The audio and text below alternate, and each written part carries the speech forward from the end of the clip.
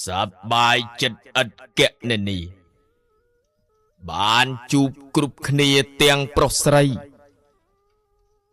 គ្រប់ខេត្តខណ្ឌក្រុងក្នុងស្រុកក្តីស្និទ្ធស្នាលមន្ត្រីថ្នាក់មូលដ្ឋានសំណេះសំណាលនឹករឿងចាស់កាលក្រកាលខ្វះមិនមានបានធ្លាប់ស្រាយក្តីទុកឲ្យស្រាកស្រាននាំខ្មែរឲ្យបានសុខសពថ្ងៃឥឡូវពេលនេះបានជួបគ្នានាមព្រឹទ្ធសភាដ៏ល្អក្រៃគោលដៅពង្រឹងគណនេយ្យភាពឲ្យប្រពៃអង្គបោះឆ្នោតយ៉ាងណាក៏សូមក្រើនរំលឹក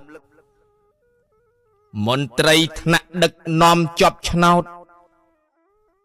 បំរើមូលដ្ឋានឲ្យរះកោត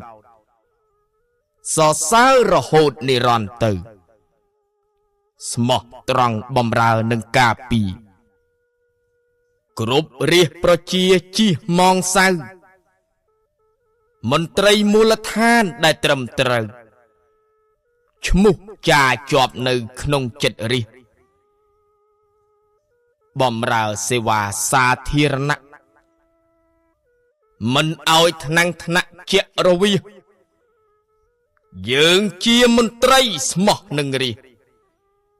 ប្រៀបបាននឹងមាសម៉ឺនសំពៅពួកយើងមិនមែនជាចវាយមន្ត្រីទាំងឡាយចងចាំទៅយើងអ្នករាជពឹងរាជតម្រូវមន្ត្រីត្រឹមត្រូវបំរើរាជរីឯគ្រូសាយុទ្ធជនកូននិងប្រពន្ធដែលនៅផ្ទះមន្ត្រីមូលដ្ឋានមើលឲ្យណាស់យុទ្ធមិត្តតបច្បាស់មិនមងសៅរូបខ្ញុំសម្ដេចអគ្គមហាមានងារសេនាបតីនៅនាមតេជោសែនត្រង់ត្រឹមត្រូវរៀងរហូតទៅមិនព្រួលប្រែដូច្នេះក្មួយជាមន្ត្រី